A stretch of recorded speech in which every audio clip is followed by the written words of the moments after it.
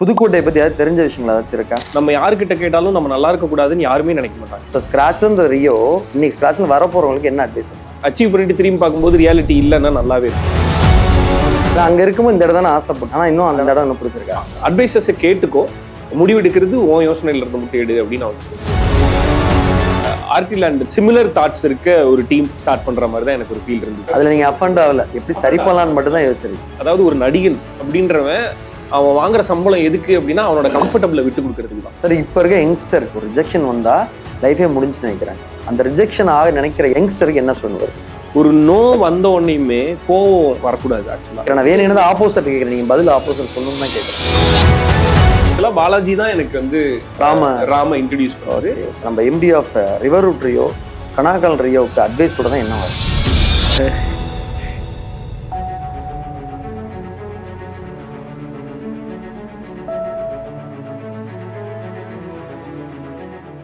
Welcome to ராஷ்லி ராம்தர். ஒரு ஷோ வந்து புதுக்கோட்டையில் பண்ணிட்டு இருக்கேன் பிரதர். ஓகே. நான் பண்ணும்போது எப்படி வெல்கம் பண்ணலாம் டீமை டிஸ்கஸ் பண்ணேன். இப்போ பார்த்தா நீங்கள் ஆங்கராக இருக்கீங்க, லிரிசிஸ்ட்டு, அப்புறம் ஆக்டரு, ப்ரொடியூசரு எல்லாத்தையும் தொட்டுட்டீங்க. ஆனால் இப்படிலாம் வெல்கம் பண்ணால் கொஞ்சம் எட்டி போகிறாப்புல இருக்குது. நான் என் ஃப்ரெண்ட்ஸ் எல்லாம் கேட்கும்போது நீங்கள் எங்கள் வீட்டுக்குள்ளே ஒரு ஆளாக இருக்கீங்க. So welcome Riya bro to Pudukkottai இந்த Artiland. Thank you so much. Thank you so much. எல்லா கடையிலும் தொட்டுட்டீங்க, எல்லாத்துலயும் ஒரு சக்சஸ் காமிச்சிட்டோம். எது உங்களுக்கு இன்னைக்கு வரைக்கும் ஃபேவரட்டா? எனக்கு ரொம்ப ஃபேவரட்டா இருக்கிறது ஆங்கரிங் தான். ஷோ ஹோஸ்ட் பண்றது தான் ரொம்ப ஃபேவரட். ஸ்டில் இன்ன வரைக்கும்? ஆமா, அதுல I can be my self. ஒரு மாதிரி ஜாலியா கொண்டு போக முடியும். அங்க இருக்கும்போது இந்த இடம் தானே ஆசைப்பட்டோம், இந்த இடத்துக்கு வந்துட்டோமே, ஆனா இன்னும் அந்த இடம் இன்னும் பிடிச்சிருக்கு. அப்படி இல்ல, அங்க இருக்கும்போது இதுக்கு ஆமா ஆசை இருந்தது. ஸோ நெக்ஸ்ட் இது பண்ணணும், அடுத்தடுத்து இதெல்லாம் பண்ணலாம் அப்படின்றதெல்லாம் இருந்தது. பட் ஸ்டில் அந்த ஃபர்ஸ்ட் லவ் மாதிரி அது. ஸோ எனக்கு இன்னும் அது அப்படியே தான் இருக்கு. இப்போ என்னால ஒரு டைம் கிடைக்குது, என்னால அதை ஷோ பண்ண முடியும் அப்படின்னா கண்டிப்பா பண்ணுவேன். டன். சரி, இப்போ நாங்க பார்த்தோம் ட்ரம் ஸ்டிக்ஸ் ப்ரொடக்ஷன்ல நம்ம பிளாக் ஷீப் கிரியேட்டிவ் ப்ரொடியூசரா பண்ண ஆண் பாவம் பொல்லாது பட்டி தொட்டி எல்லாத்துலயும் சூப்பர் டூப்பர் ஹிட். நாங்களாம் புதுல பயங்கரமா கொண்டாடணும். 2025 ஆமா பயங்கரமா கொண்டாடணும். இப்போ 2026 ஆகஸ்ட் 21 ராமலீலா வருது. நாங்க என்ன எக்ஸ்பெக்ட் பண்ணலாம் ரியோ பிரதர்ட்ட? அதே என்டர்டெய்னர், ஐ மீன் ஆண்பாவம் பொல்லாதது மாதிரியும் எக்ஸ்பெக்ட் பண்ணலாம், ஜோ மாதிரியும் இருக்கும். ஸோ இது ஒரு ஃபீல் குட் லவ் எக்ஸ்பெக்டேஷனோட வரலாம். ஆமா, தாராளமா நம்பி வாங்க, சந்தோஷமா போங்க, அந்த மாதிரி இருக்கும். ஒரு ஜாலியான என்டர்டெய்னர், எல்லாரும் ஒன்னா உட்காந்து நல்லா சிரிச்சு என்ஜாய் பண்ணி பாக்குற மாதிரியான ஒரு படமா இருக்கும். ஓகே. படம் ராமின் லீலாவா டைட்டில் கிடையாது, இப்போ அதுக்கான டைட்டில் வேற சொல்லியிருக்காங்க. அந்த ப்ராசஸ் போயிட்டு இருக்கும்போது நான் இங்க இருக்கேன். ஸோ அதனால எனக்கு கரெக்டா என்ன பேர் வைக்க போறாங்கன்னு தெரியல. இப்போதைக்கு சொல்லணும்னா நான் நடிச்ச ஒரு படம் ஆகஸ்ட் 21 வரும்போது எல்லாரும் தியேட்டர்ல. Okay, done. கண்டிப்பா நாங்க ஃபுல்லா எல்லாருமே பயங்கரமா பண்ணிடுறோம். என்ன ஆண் பாவம் பொல்லாதுக்கு ரெஸ்பான்ஸ், அதே ரெஸ்பான்ஸ் புதுக்கோட்டையில உங்களுக்கு இருக்கு. கண்டிப்பா. ரைட். இப்போ வந்து புதுக்கோட்டையில வந்து நான் வந்து உங்களுக்கு தெரியும் ஆர்ட்லேண்ட் ப்ரொடக்ஷன்ஸ் ஆரம்பிச்சு சென்னைக்கு வந்திருக்கேன். நிறைய யங்ஸ்டர்ஸ் புதுக்கோட்டையில இருந்து கொண்டு வர போறேன், ஃப்ரம் கோலிவுட் கொண்டு வர போறேன். அவங்களுக்கு ரியோ பிரதர், ஏன் ரியோ பிரதர் வந்து அவங்களை அட்வைஸ் சொல்லணும்னா, ரியோ பிரதர் தான் வந்து நாங்க பார்த்து ஸ்கிராச்ல இருந்து பெருசா பில்ட் பண்ணுவாரு. ஸோ ஸ்கிராச்ல இருந்து ரியோ இன்னைக்கு ஸ்கிராச்ல வர போறவங்களுக்கு என்ன அட்வைஸ் சொல்றாங்க? பொறுமையா அந்த ப்ராசஸை என்ஜாய் பண்ணி பண்ணணும், கொஞ்சம் பொறுமையா இருக்கணும். ஒரு இமீடியட் சக்சஸ்க்கு ஒரு அர்ஜென்ட் ஒன்று இருக்கும்ல, அது சினிமால நடக்காது. ஸோ அந்த ப்ராக்டிகாலிட்டியை புரிஞ்சுக்கணும். இன்னொன்னு ரொம்ப முக்கியமா நான் எல்லா இடத்துலயும் சொல்ற ஒரே அட்வைஸ் என்னன்னா, சினிமான்றது ஒரு ட்ரீம், அது ஒரு கனவு மாதிரி. ஸோ அதை அச்சீவ் பண்ற வரையுமே ரியாலிட்டியை மறக்காம இருக்கிறது பெட்டர். டோட்டலா நம்மளை நம்பி நம்மளை டிபெண்ட் பண்ணி ஃபேமிலி இருக்கும். ஸோ அங்க ஒரு இன்கம் தேவைப்படும், ஃபினான்ஷியல் ஹெல்ப் தேவைப்படும்.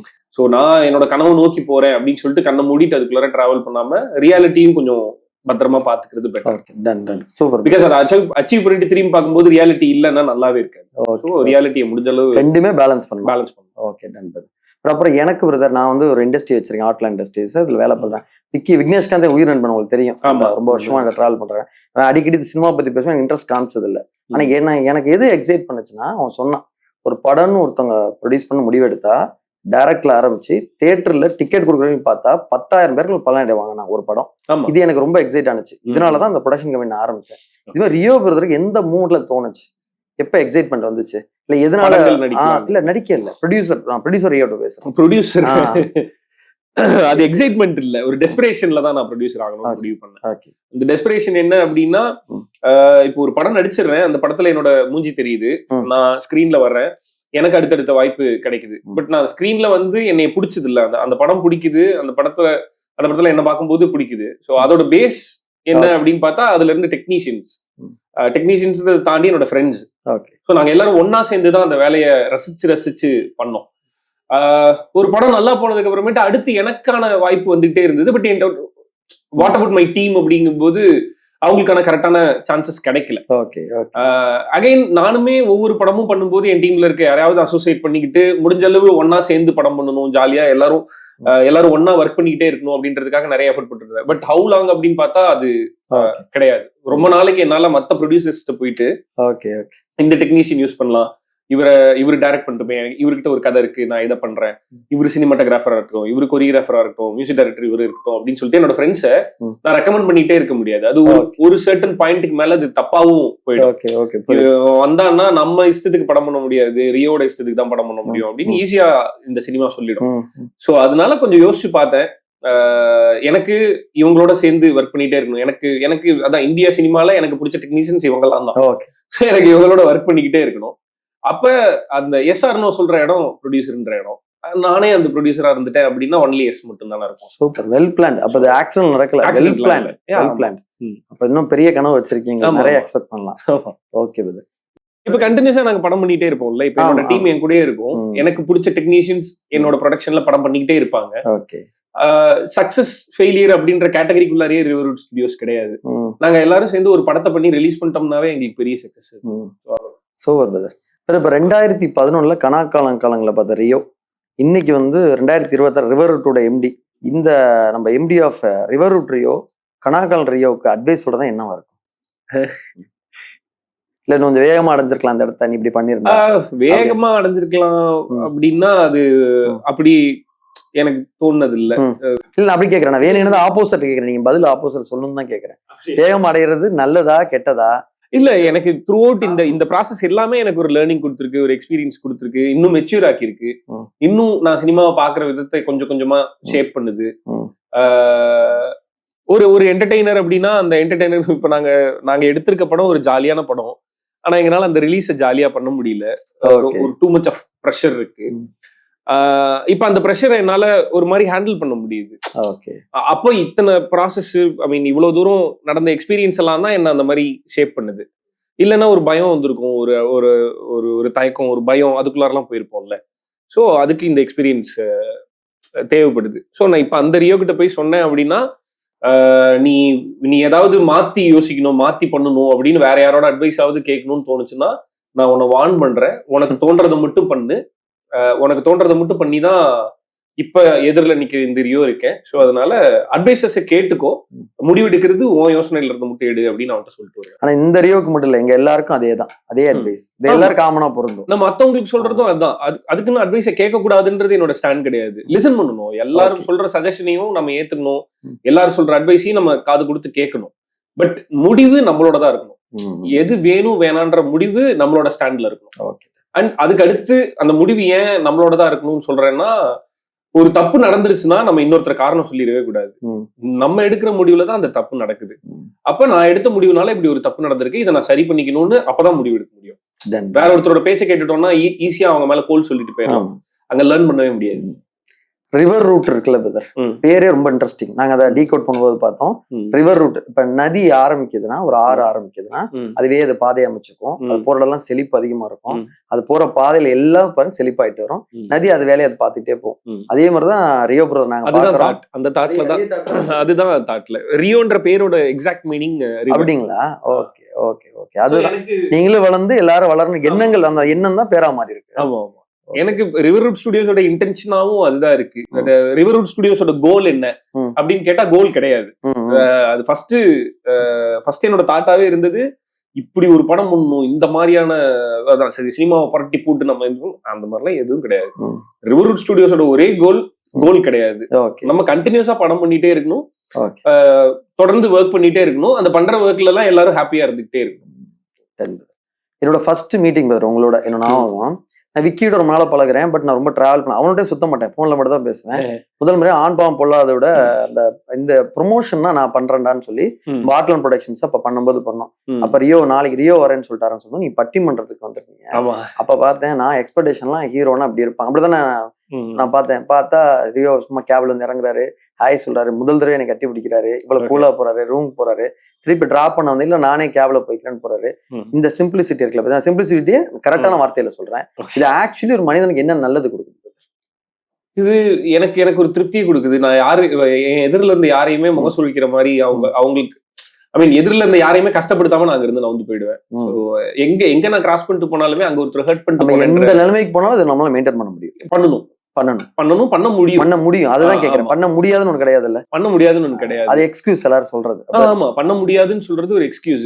இன்னும் ஓப்பனா சொல்லணும் அப்படின்னா, ஒரு ஆர்டிஸ்ட், அதாவது ஒரு நடிகன் அப்படின்றவன் அவன் வாங்குற சம்பளம் எதுக்கு அப்படின்னா அவனோட கம்ஃபர்டபுள விட்டு கொடுக்கறதுக்கு தான். ஒரு நடிகனோட சம்பளம் அவன் நடிக்கிறதுக்கு கிடையாது. அவனை சுத்தி இருக்க கம்ஃபர்டபுள் கிடைக்காது அதுக்கப்புறம். சோ எங்க போனாலுமே அந்த அந்த நடிகன்றவன் அவனோட கம்ஃபர்டபுளை எதிர்பார்த்துட்டே இருக்க முடியாது.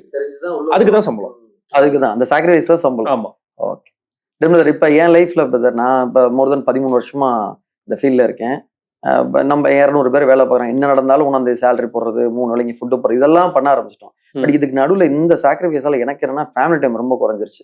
அப்பா அம்மா ஒய்ஃப் குழந்தைல டைம் ஸ்பெண்ட் பண்ண முடியல. ஆனா அவங்க நீங்க பில்லர் வந்து கம்பெனி நல்லா பாத்துறீங்க, அப்பா அம்மா ஃபுல் சப்போர்ட், ஒய்ஃப் பெரிய சப்போர்ட், இப்படிலாம் பார்க்க முடியுது. இந்த ஃபேமிலி டைம் மேனேஜ்மெண்ட் ரியோக்கு எப்படி? நான் அது எக்ஸ்கியூஸ் எடுப்பேன். ஓகே, இப்ப எப்படின்னா கண்டிப்பா எக்ஸ்கியூஸே கிடையாது, ஒர்க் பண்ணி தான் ஆகணும் அப்படிங்கும் போது நான் வீட்டுல எக்ஸ்கியூஸ் எடுப்பேன். ப்ளீஸ் நான் இதை முடிச்சுட்டு வந்துடுறேன், இது டைம் ஆகும் அப்படின்றத நான் வீட்டுல கரெக்டா எக்ஸ்பிளைன் பண்ணிடுவேன். அவங்களுக்கு புரியுற மாதிரி, அவங்களுக்கு வலிக்காத மாதிரி இது பண்ணிதான் ஆகணும், இது என்னோட வேலை அப்படின்றத அவங்களுக்கு புரியுற மாதிரி சொல்லிடுவேன். அகைன் என்னோட வேலை முடிஞ்சிருச்சு அப்படின்னா அதுக்கப்புறம் அங்க எக்ஸ்ட்ரா ஒரு 2 நாள் ஸ்டே பண்றது, எக்ஸ்ட்ரா ஒரு கொஞ்ச நேரம் டைம் எடுக்கிறது அப்படி நான் எடுக்க மாட்டேன். ஓகே, இமீடியட்டா நான் வீட்டுக்கு வந்துருவேன். எனக்கு ஒரு 2 நாள் லீவ் கிடைக்குது, எனக்கு ஒரு 2 நாள் எந்த ஒர்க்கும் இல்லை அப்படின்னா ஃபுல் டைம் நான் வீட்டுல இருப்பேன். அவங்க கூட டைம் ஸ்பெண்ட் பண்ணுவேன். இல்லைன்னா வெளியில போயிடுவோம். வெளியில அட்லீஸ்ட் மகாபலிபுரம் மாதிரியாவது போய் ஒரு குட்டி வெக்கேஷன் எடுத்துட்டு வருவேன். அந்த 2 நாள்ன்றது என் ஃபேமிலிக்கான ஃபுல் டைம். ஸோ அதை ஃபுல்லஸ்ட் அவங்களுக்கு கொடுத்துருவேன். ஸோ மேக்ஸிமம் என்ன பண்ணுவேன்னா, அந்த மாதிரி வெளியில போறோம்ல, ஒரு 2 நாள் வெக்கேஷன், ஒரு 3 நாள் வெக்கேஷன் போறோம் அப்படின்னா கவரேஜ் இல்லாத ஏரியாவுக்கு போயிடுவேன். ஸோ தென் எனக்கு ஃபோன் வராது, ஃபோன் டிஸ்டர்பன்ஸ் இருக்காது.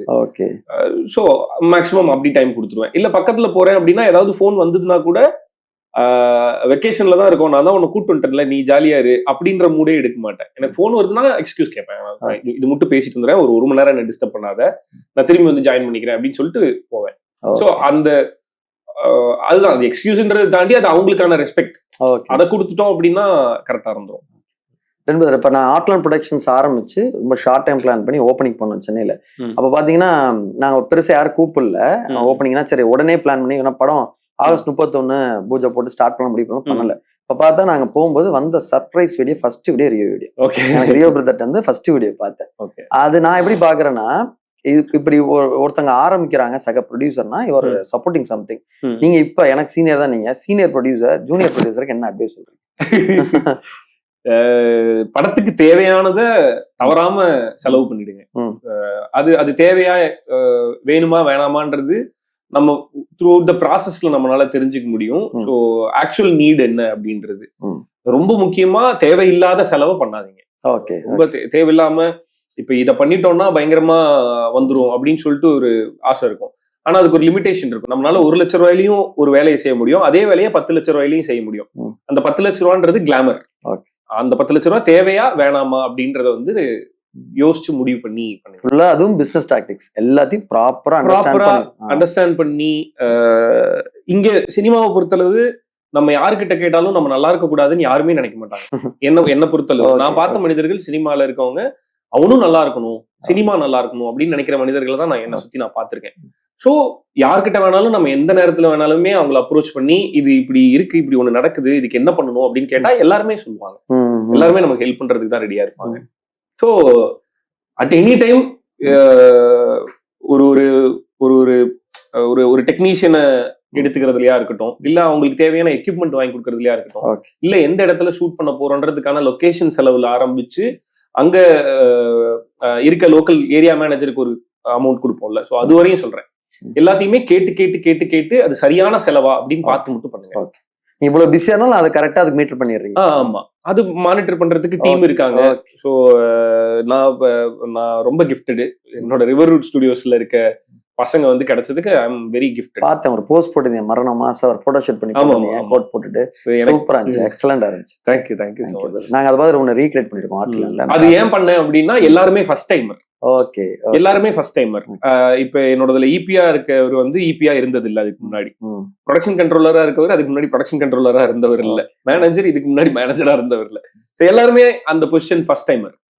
பட் எனக்கு ஆரம்பிக்கும் போதே தெரியும் எல்லாருமே சிறப்பா சரியா அந்த வேலையை செய்வாங்க அப்படின்ட்டு. என்னோட ப்ரொடக்ஷன் கண்ட்ரோலர் அசிஸ்டன்ட் டைரக்டரா இருந்தவர், இபிஆர் இருந்தவர், அட்மின்ல இருந்தவர். சோ அந்த மாதிரி வேற வேற டிபார்ட்மெண்ட்ல இருந்தவங்க. But they are capable and they are very sincere. So எனக்கு அவங்கள செரிஷ் பண்ணணும்னு தோணுச்சு. சரி, இப்ப இருக்க யங்ஸ்டருக்கு எல்லாரும் கனவு பெருசா காண்றாங்க, எஃபர்ட்ஸ் போடவும் ரெடியா இருக்காங்க.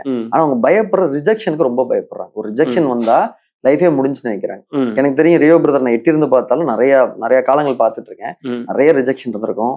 இந்த ரிஜெக்ஷனை வாங்கி தாங்கி இந்த ரியோ இன்னைக்கு சக்சஸ், இன்னைக்கு வந்து பட்டி தொட்டிலாம் ஜெயிச்ச ரியோ, அந்த ரிஜெக்ஷன் ஆக நினைக்கிற இளைஞருக்கு யங்ஸ்டருக்கு என்ன சொல்லுவாரு? ஒரு நோ வந்த உடனேயுமே கோவம் வரக்கூடாது. ஆக்சுவலா ஃபர்ஸ்ட் ஒருத்தர் நம்ம போய் நம்ம ட்ரை பண்ணும்போது நம்மள வெளியில அனுப்புறாங்க இல்ல நோ சொல்லி அனுப்புறாங்கன்னா ஃபர்ஸ்ட் கோவம் வரும். ஆக்சுவலா அது வரக்கூடாது. அவங்க ஏன் நோ சொன்னாங்க, ஏன்னா அந்த கோவம் வரலன்னாதான் அவங்க ஏன் நோ சொன்னாங்கன்றது நம்ம அண்டர்ஸ்டாண்ட் பண்ணிக்க முடியும். அப்ப அடுத்த ஆடிஷனுக்கோ இல்ல அடுத்த ஒரு இடத்துல நம்ம போய் அப்ரோச் பண்ணும்போது இதை சரி பண்ணிட்டு போக முடியும். இங்க நம்ம ரிஜெக்ட் பண்றாங்கன்னு டிசப்பாயிண்ட் ஆயிட்டு கோச்சிக்கிட்டே இருந்தோம் அப்படின்னா நம்ம அடுத்து நம்மள ஷேப் பண்ணவே முடியாது. என்னோட ஃபர்ஸ்ட் நோ என்னோட அப்பியரன்ஸ் வச்சும் என்னோட அப்பியரன்ஸ் என்னோட காஸ்டியூம் உண்மையிலே உங்க அப்பியரன்ஸ் ஆமா என்னோட அப்பியரன்ஸ் என்னோட காஸ்டியூம் இப்பயுமே படம்லாம் நடிக்கிறதுனால ஏதோ பார்க்க நல்லா இருக்க மாதிரி தெரியும். ஒரு நார்மல் மூஞ்சி இப்படி சொல்லிட்டா நாங்களாம் எங்க போறது? அதை ஒத்துக்கணும். அதான் சொல்றேன்ல, நான் கேட்டனாலதான் எனக்கு தெரியுது ஓகே மூஞ்சி நார்மல் மூஞ்சின்னு எனக்கு அன்னைக்கு தெரிஞ்சுது. சோ ஒரு நோல இருந்து எதனால நோ வந்ததுன்றத முதல்ல தெரிஞ்சுக்கிட்டோம்னா தான் நம்ம திரும்ப திரும்ப ஷேப் பண்ண முடியும்.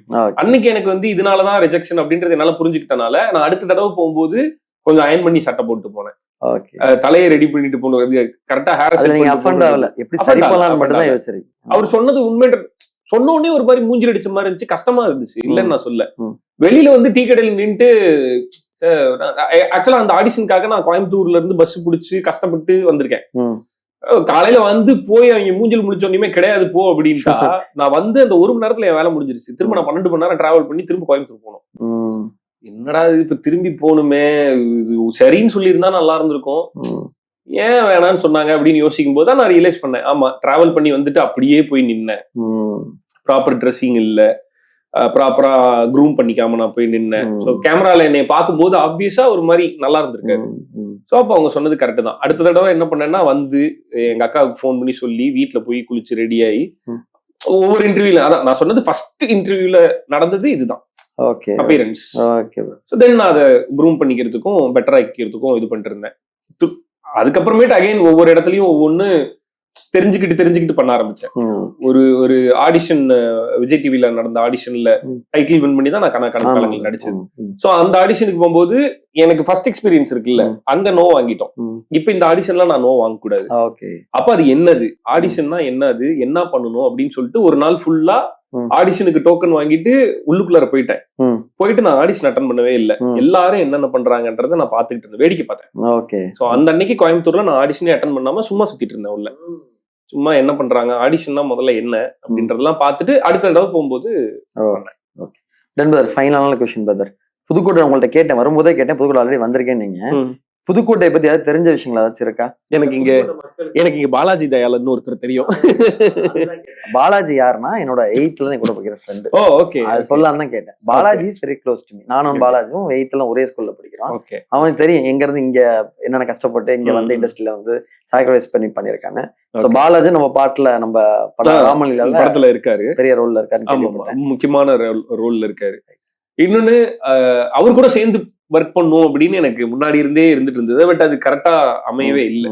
அது இந்த படத்துல அமைஞ்சது, அதுவும் அவர்னாலதான் அமைஞ்சது. ஆக்சுவலா பாலாஜி தான் எனக்கு வந்து ராம இன்ட்ரோடியூஸ் பண்ணாரு. ராம் கதை சொல்லும் போதே எனக்கு இந்த கேரக்டர் பாலாஜி தானே பண்றாரு அப்படின்னு கேட்டேன். பாலாஜி இந்த கேரக்டர் பண்ணணும் தான் இந்த படமே நாங்க பண்றோம் அப்படின்னு சொல்லிட்டு சொன்னாங்க. ஸோ தென் 2 பேரும் சேர்ந்து இதுல ஒர்க் பண்ண போறோம்ன்றது ஒரு ஒரு பெரிய எக்ஸைட்டிங் ஃபேக்டர் எனக்கு. பிகாஸ் எனக்கு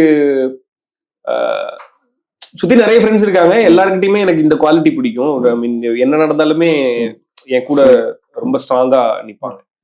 ஸோ ஜோ கையில எடுத்துட்டு பண்ணணும்னு டிசைட் பண்ணி ப்ரொடக்ஷன் ஆஃபீஸ்லாம் போட்டு நானே காசு போட்டு ப்ரொடியூசரே இல்லாம நாங்களே ஆபீஸ் போட்டு ஒர்க் பண்றோம். அந்த டைம்ல ப்ரொடியூசர் தேடுறதுக்கு ரொம்ப அலைஞ்சிட்டே இருந்தேன். அப்போ பாலாஜி ப்ரோ வந்து அவரு கான்டாக்ட்ல எங்கெல்லாம் இருக்கோ அங்கெல்லாம் அனுப்புவாரு.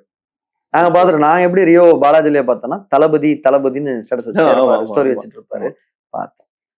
நானும் ராமு ஃப்ரெண்டு பிரதர். ராமு பாலாஜி நான் கிட்டத்தட்ட ஒரு 2 வருஷமா, பாலாஜிமா ராமு எனக்கு ஃப்ரெண்டு. நான் ஃபாலோ பண்ணிட்டு இருக்கேன். அப்ப சொல்லிக்கிட்டே இருப்பேன், நீங்க வந்ததுல உங்க ஆஃபீஸ் நான் வந்திருக்கேன். நான் இந்த ஸ்டோரி டிஸ்கஷன் முன்னாடி ஒரு ஆஃபீஸ் பிரதர் இந்த மாடியில இருந்துச்சு, அது அதுக்குன்னு போட்டது. அதான். ஓகே பிரதர், அவசியம் இனிமேல் புதுக்கோட்டை வாங்க, எங்க பெரிய ஃபேமிலி இருக்கும். கண்டிப்பா ஆர்டிலான் ஃபுல் சப்போர்ட்டியா இருக்கும். டீம்ல எல்லாருமே நிறைய பேர் வந்து உங்க அவ்வளவு அன்பு சதவீதம். புதுக்கோட்டை வந்து ஆர்டிலாண்ட மறந்துடாது. கண்டிப்பா கண்டிப்பா. Right brother. புதுக்கோட்டை மக்களுக்கு மட்டும் ஒரே ஒரு விஷயம் பிரதர், புதுக்கோட்டை மக்கள் எல்லாருக்குமே ஹாய் வணக்கம். ஸோ எப்ப இங்க வந்தாலுமே நிறைய நண்பர்களை சந்திச்சு ரொம்ப சந்தோஷமா இருந்துட்டு போவேன். அதே மாதிரி நீங்களும் எப்பவுமே சந்தோஷமா இருங்க, ஹாப்பியா இருங்க. தேங்க்யூ. தேங்க்யூ. ஃபர்ஸ்ட் ஆர்டிலாண்ட் இந்த வீடியோ எடுத்து அனுப்புனேன்னு சொன்னீங்க. ஸோ அது பை த ஹார்ட் எனக்கு என்ன தோணுச்சுன்னா, இப்ப எனக்கு ஒரு தாட் இருந்து நான் ப்ரொடியூசர் ஆகணும்னு நினைச்சேன்ல, சிமிலர் தாட்ஸ் இருக்க ஒரு டீம் ஸ்டார்ட் பண்ற மாதிரி தான் எனக்கு ஒரு ஃபீல் இருந்தது. நிறைய படம் பண்ணணும், நிறைய சம்பாதிக்கணும் அப்படின்றது அபிஷா எல்லாருக்கும் இருக்கும். பட் நிறைய நல்ல படங்கள் பண்ணணும், நிறைய டேலண்ட்ஸ்க்கு வந்து ஒரு ஒரு ஸ்டேஜா இருக்கணும் அப்படின்னு நினைச்சு ஒரு ஆரம்பிச்ச production company Artiland. So I feel very happy for that. Thank you brother. Thank you so much. Thank you brother. ஒரே கிஃப்ட் எங்க ஆர்டிலாண்ட்ல இருந்து அப்படி நீங்களே ஓபன் பண்ணிருக்கீங்க. பண்ணவா?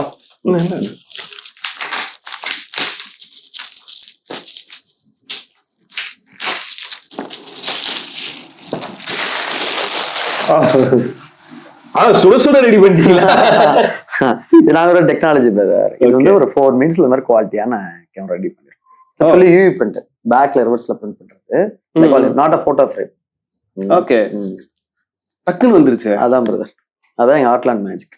ஓகே, நாங்க பண்றது ஒரு நாளைக்கு வந்து இது மாதிரி ஆர்டர் வந்து மோர் தென் ஒரு 20,000 குவான்டிட்டி பண்றோம். One of the top 10 company in Tamil Nadu gifting industry. Nice. Thank you brother.